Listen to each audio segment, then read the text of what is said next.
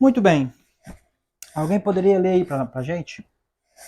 João 7, o verso 16 e 17.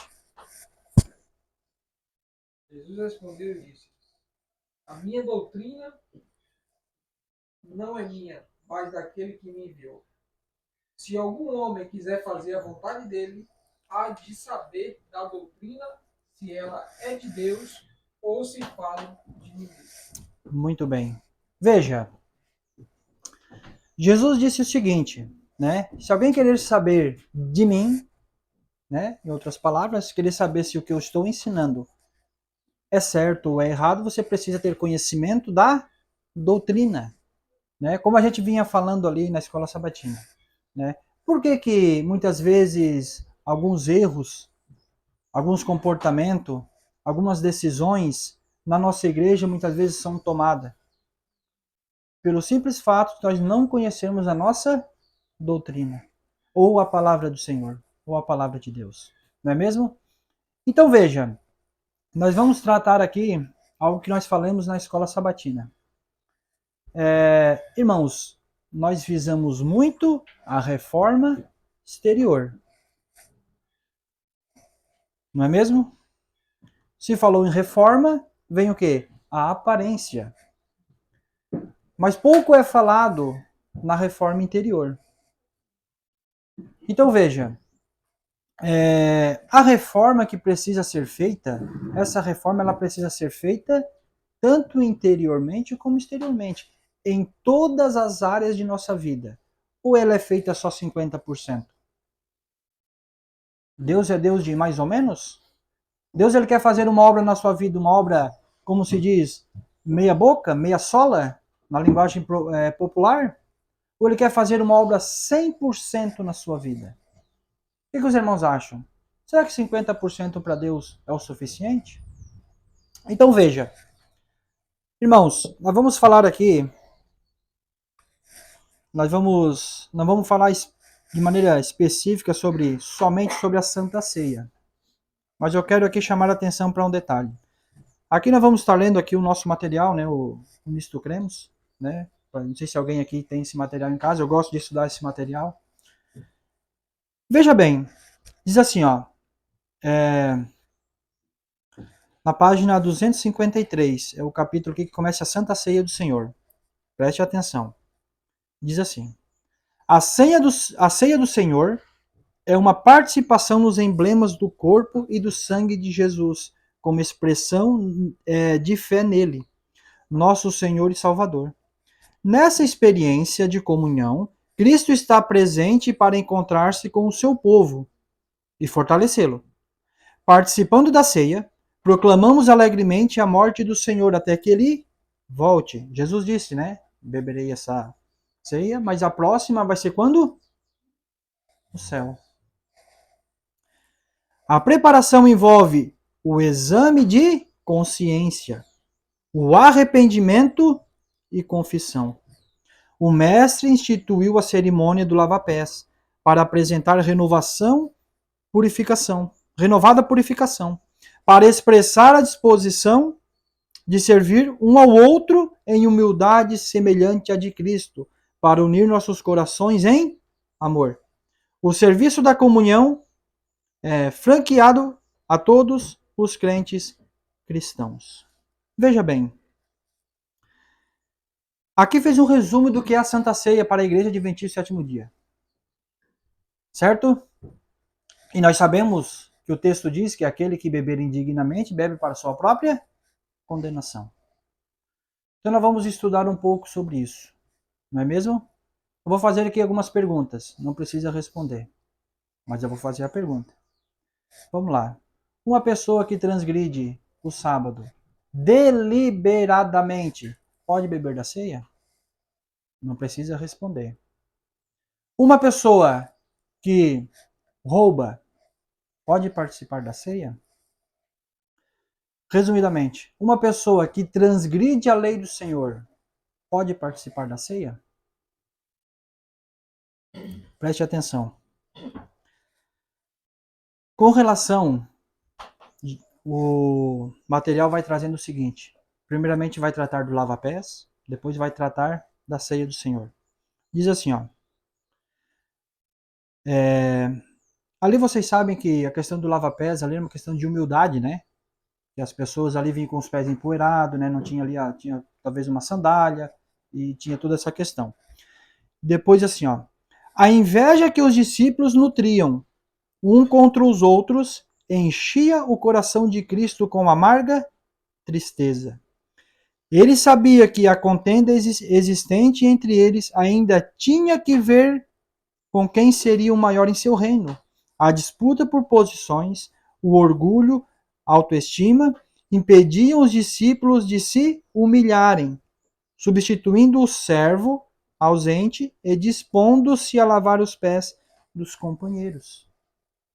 Então, por que foi instituída a questão do lava-pés? Nós sabemos que é por questão de humildade, né? Lavar o pé de um irmão, né? Talvez ali naquela condição que existia aqui, a pessoa ela vinha ali com os pés sujos, talvez ali cheio de espinhos, né? Pelo caminho, né? A unha talvez toda suja. E Jesus queria trabalhar essa questão com os discípulos, porque ele sabia, veja bem, ele sabia que existia esses tipos de contenda com os discípulos. Vamos mais além. Veja bem. O costume requereria que, por ocasião da celebração da Páscoa, as famílias judaicas removessem de casa todo o fermento e todo o pecado. Antes do primeiro dia da semana dos pães asmos. Vocês conhecem, não vamos entrar nesse detalhe, né? Da mesma forma, devem os crentes confessar todos os seus pecados e deles se arrepender, incluindo, olha bem, o orgulho, rivalidade, inveja, espírito de ressentimento, egoísmo. Antes que possam experimentar o espírito correto, que os conduzirá à comunhão com Cristo em seu mais profundo nível. Agora eu vou perguntar novamente. Uma pessoa que ela transgride a lei do Senhor, pode participar da ceia? Logicamente que ela não pode participar da ceia, se ela faz essa prática deliberada. Agora eu faço outra pergunta. E uma pessoa que tem orgulho, que tem inveja, que tem ira, pode participar da ceia? Veja como as questões, nós visamos muito um lado, mas esquecemos do outro. E eu vou continuando. Veja bem, olha só. Diz assim. Agora vamos entrar em um ponto que a igreja hoje parece que perdeu o rumo. Parece que você já ouviu que todos podem participar, não há nenhuma restrição, né? Não há nenhum problema, mas eu vou ler o que está no nosso material. Depois você tire sua conclusão. Preste atenção. Na página 262 diz assim, ó, qualificações para a participação. Veja bem. Duas grandes ordenanças beneficiam a fé cristã: o batismo e ceia do Senhor. O primeiro é a porta de entrada para a igreja, ao passo que a última favorece aqueles que são membros. Veja bem, eu vou ler novamente. Duas grandes ordenanças beneficiam a fé cristã: batismo e ceia do Senhor. O primeiro, que é o batismo, é a porta de entrada para a igreja, ao passo que a última favorece aqueles que são membros da igreja. Depois diz assim, ó, para completar: Jesus administrou a comunhão apenas a seus professos seguidores. Olha que coisa interessante. Será que qualquer pessoa pode participar da ceia do Senhor? Será que se uma pessoa, nós estiver ministrando a ceia do Senhor, chegar uma pessoa que não é batizada na igreja, será que ela pode participar? Eu vou continuar. E diz assim, ó, sobre as crianças. Crianças normalmente não participam dessas ordenanças, a menos que sejam batizadas. E olha só, diz assim: a Bíblia instrui os crentes a que participem desse serviço possuídos de profunda reverência para com o Senhor, pois aqueles que comer o pão ou beber o cálice do Senhor indignamente será réu do corpo e do sangue do Senhor. E depois diz assim, ó: essa forma indigna de participação pode se referir tanto a conduta imprópria, falta de fé vital e ativa no sacrifício expiatório de Cristo. Então veja, não é simplesmente uma transgressão da lei de Deus, uma vida desordenada. Vai muito mais além que isso. Então, ou seja, uma pessoa que nós muitas vezes olhamos e dizemos o seguinte: olha, essa pessoa ela não é digna de beber. Porque é fato que se nós soubermos de alguma coisa, a igreja precisa tratar. E ela, de fato, não pode estar participando. O texto é claro. Mas muitas vezes não avaliamos o nosso coração. Talvez nós estamos também bebendo indignamente. E olhamos um pecado do próximo. Mas como disse Jesus, não olhamos uma trave que está no nosso olho. Veja, aqui diz assim, para nós continuarmos. A participação inadequada traz consigo o desprazer de Deus. Aqueles que comem e bebem de maneira indigna, comem e bebem juízo para si, sem discernir o corpo do Senhor. Veja bem, irmãos. E agora eu vou ler aqui um relato que Ellen White ela compartilha. E está aqui no material. Diz assim, ó. Preste atenção. A experiência dos pioneiros adventistas revelam quão grande bênção pode ser obtida por semelhante exame da vida. Nos dias primitivos do movimento do Advento, quando éramos poucos em número, a celebração das ordenanças se tornava uma ocasião das mais proveitosas. Na sexta-feira anterior, todo membro da igreja buscava remover tudo quanto contribuísse para separá-los de seus irmãos e de Deus. Examinavam o coração rigorosamente, faziam-se orações fervorosas pela divina revelação de seus pecados ocultos, e faziam-se confissões de deslizes no comércio, de palavras imprudentes proferidas com precipitação, de pecados acariciados. O Senhor se manifestava e éramos grandemente fortalecidos e animados.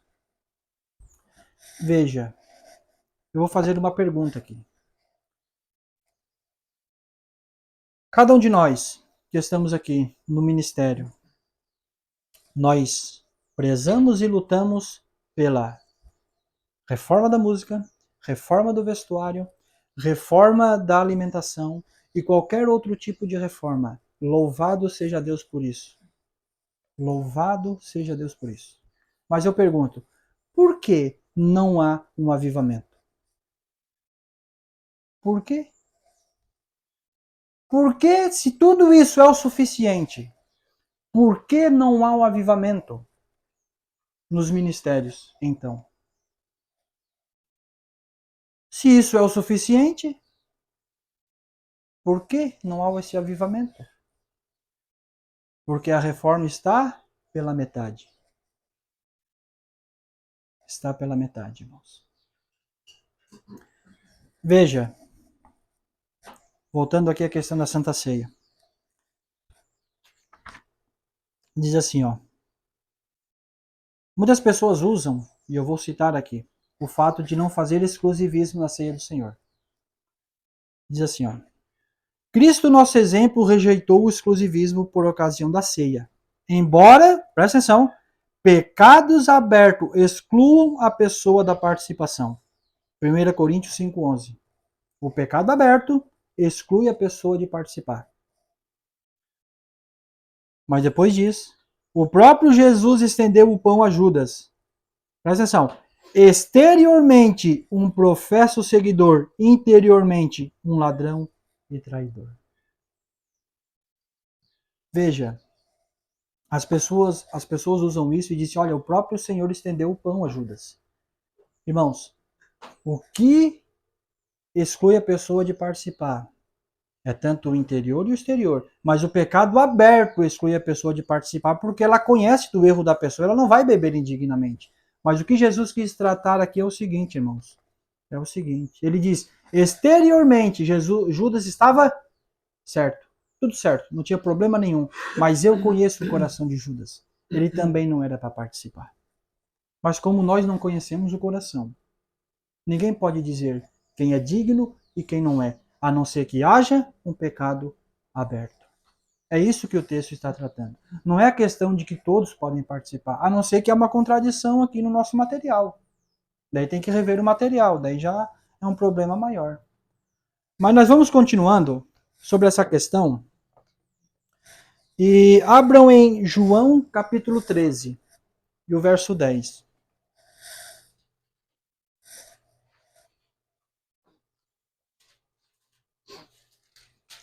Muito bem. João 13 e o verso 10.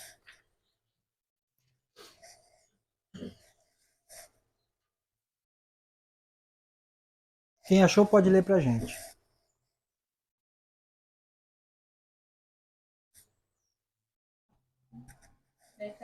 Declarou-lhe Jesus: quem já se banhou não necessita de lavar senão os pés. Quanto ao mais, está todo limpo. Ora, vós estáis limpos, mas não todos. Muito bem. Pode ler de novo, irmã. Declarou-lhe Jesus: quem já se banhou não necessita de lavar senão os pés. Quanto ao mais, está todo limpo. Ora, vós estáis limpos, mas não todos. Muito bem. Ali era sobre a questão que Pedro falou para Jesus o seguinte: olha, Senhor, se eu tenho, então, se o Senhor tem que me lavar os pés, então faça o seguinte: lava-me o corpo inteiro. E Jesus disse o quê? Quem já se banhou não precisa. Mas eu pergunto, e quem não se banhou? Fica uma pergunta para nós. Mas ele disse: quem já se banhou não precisa. Mas depois, ele disse: senão, somente os pés. Mas depois ele disse: todos vós estão limpos, mas tem um aqui que não está. Sabe por quê? Porque eu conheço o coração dele. Exteriormente, tudo certo com Judas. Mas o seu coração está de forma indigna. Irmãos, vamos aqui fazer o seguinte. Em 1 Timóteo 3, eu vou ler aqui para os irmãos o seguinte. Veja bem. Algumas questões que às vezes a gente passa por alto. A gente não atenta. Veja só. 1 Timóteo 3, do 8 ao 13.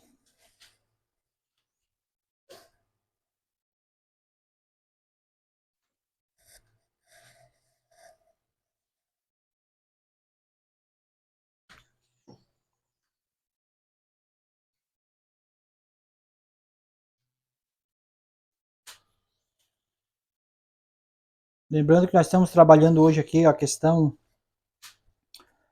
de uma mudança interior, né? O quão importante é a mudança interior. Olha só o que diz. Qualificações. Ali fala bispo e diáconos, né? Um pouco antes ali, o bispo e o diácono. Ou seja, o líder, né? Vamos lá. Alguém aqui é ancião de igreja? Ancião ordenado, ou que está atuando? Não, né? Alguém aqui é diácono ordenado, atuando? Não, né? Mas alguém aqui é ancião ou líder em sua casa? Então pode ser para nós, não é mesmo? Veja bem. Do mesmo modo, eu vou ler aqui do verso 8. Eu vou ler aqui o último aqui, é o 3:8. Eu vou ler o último porque é a mesma coisa. Diz assim, ó. Do mesmo modo, os diáconos, ou líder, né? Ou ancião, devem ser sérios, não de língua dobre, não dado a muito vinho, não cobiçosos em lucro desonesto. Veja bem, o 9. Guardando o ministério da fé em pura consciência, e também estes sejam primeiros aprovados, depois pratiquem o ofício de um diácono ou líder, se forem considerados irrepreensíveis. E agora veja o 11. Do mesmo modo, as mulheres devem ser sérias, não maldizentes, sóbrias, fiéis em todas as coisas. E olha bem, os diáconos, ou líder, né, sejam maridos de uma esposa, governam bem os filhos e sua própria casa. Porque os que praticarem bem o ofício do diaconato, ou liderança, né, adquirirão para si uma boa posição e grande confiança na fé e que há em Cristo Jesus, né? Então veja bem, né, a nossa condição, muitas vezes nós olhamos para esse texto e não prestamos atenção. Então veja bem, para nós liderarmos, porque todos nós somos líderes, aqui diz algumas recomendações. E ele fala, olha, se você deseja fazer parte da liderança da igreja, ou se você é líder na sua casa, olha aqui, existem algumas recomendações para você e para mim. Então tudo isso é de suma importância para cada um de nós. Mas muitas vezes, como eu falei, nós olhamos a aparência. E eu não estou aqui de forma alguma falando que não é importante. Não estou dizendo isso. Mas veja, agora vamos em Mateus, um detalhe interessante. Mateus capítulo 5.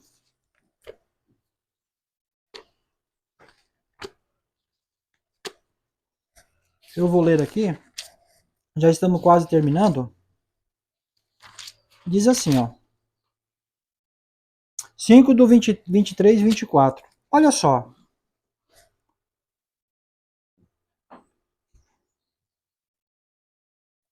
Eu vou ler aqui.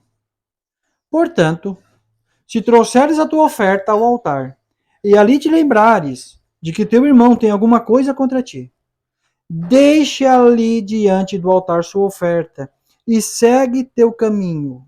Primeiro reconcilie-te com seu irmão, e então vem e oferece a tua oferta. Olha que coisa interessante. Será que Deus não trata a questão exterior e a questão interior no mesmo grau de importância?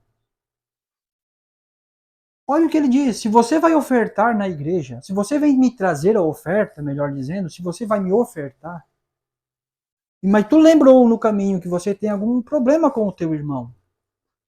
Olha, meu irmão, larga a tua oferta de lado. Vá primeiro reconciliar com ele, depois você vem me ofertar. Aí sim eu aceito a sua oferta. Caso contrário, eu não vou aceitar a tua oferta. Olha, irmãos, são tantos detalhes que muitas vezes passamos por alto e não prestamos atenção. Enfatizamos uma coisa e esquecemos da outra. E para nós, dois textos para nós encerrar. João 15, 13. Isso aqui vai ser só uma bela apresentação aqui, para nós meditarmos e refletirmos. Olha só, João 15 diz assim, ó.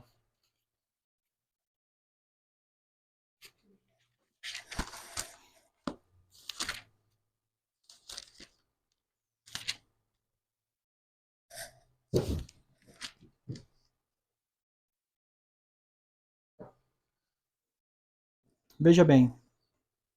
João 15, 13. Ninguém tem maior amor do que este, de algum homem entregar sua vida pelos seus amigos. Olha que coisa interessante. Eu vou ler novamente. Ninguém tem maior amor do que este, de algum homem entregar sua vida pelos seus amigos. Você pensa, se necessário, entregarei a vida pelo meu amigo. É mesmo? Você está falando de vida literal ou espiritual? Literal ou espiritual? Se o teu amigo, que você considera teu amigo, que ele é de fato teu amigo, te insultar, te ofender, se irar contra você, você ainda continua amando e sendo amigo dele? Ou você vai tentar resgatá-lo do seu erro? Irmãos, de fato, aquele que dá vida pelo seu amigo, aquele que se sacrifica para alcançá-lo para a vida eterna. Muitas vezes olhamos para isso e pensamos, se o meu amigo estiver talvez caindo num valo, ou num buraco, ou num algo semelhante, eu vou lá, vou me atirar no fogo e vou tirar ele de lá. Também. Mas eu pergunto, e nas questões espirituais, nas questões internas? Será que nós fizemos o mesmo? Nos sacrificando por ele? Orando por ele nas madrugadas? Intercedendo por ele? E para nós encerrar, eu não vou ler. Ou melhor, tem um texto no Espírito de Profecia que eu vou pedir para o Manuel colocar. Pode deixar ali, Manuel. Eu vou fazer o seguinte. Eu vou contar a história aqui, depois já pode... não precisa colocar ali, depois eu peço para tu colocar. A parábola do bom samaritano. Quem conhece? Todos? Amém. Olha só. Jesus começa da seguinte forma. Quando vieram interrogar Jesus e questionar Jesus, né, de uma forma de tentar prendê-lo ali, alguns deslizes, e vieram e atacaram ele. E ele fazia o seguinte. Eu vou contar uma história para vocês. Um homem saía de onde? Quem lembra? Para Jericó, que passava por Samaria. Um homem saía de Jerusalém para Jericó. E tinha quem ali? Um levita e um sacerdote. Preste atenção. E eles estavam indo pelo caminho, primeiro o sacerdote, ou o levita, não me recordo, mas não faz diferença, e viram um homem caído. E o que eles argumentaram? Nós estamos em um serviço santo. Não podemos parar. Irmãos, sabe o que eles disseram ali? Nós estamos com regras. Nós estamos com regras a ser seguidas. Não podemos parar.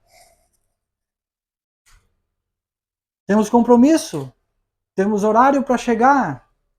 Temos que estar lá. Não podemos parar. Nós somos sacerdotes, somos santos. Temos uma ordem a cumprir. Regras a cumprir. E aquele homem estava parado, pedindo ajuda, tinha sido assaltado ali, sofrendo. E passou um samaritano. E fez o quê? Atendeu ele, colocou no seu jumento ou cavalo, não me recordo, levou a uma hospedaria. Chegou lá, deixou ainda uma quantia de dinheiro. E disse, olha, o que ele precisar, vocês dão aí a ele. E Jesus depois perguntou, quem aqui cumpriu a lei? Em outras palavras. E eles não quiseram falar o samaritano e ficaram né? A profecia nos dá algumas questões sobre isso. E Jesus disse em outras palavras, irmãos, o impuro agiu com misericórdia e cumpriu a lei. E vocês, que são todos certinho, descumpriram a lei. Não entenderam a lei. Mas o impuro, o samaritano, é que de fato cumpriu a lei. Pode colocar o texto ali, Manuel.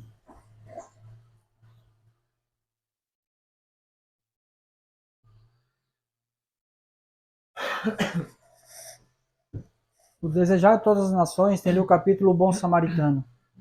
Diz assim, na história do Bom Samaritano ilustra Cristo a natureza da verdadeira religião. Mostra que consiste não em sistemas, credo ou ritos, mas no cumprimento de atos de amor, no proporcionar aos outros o maior bem, na genuína bondade.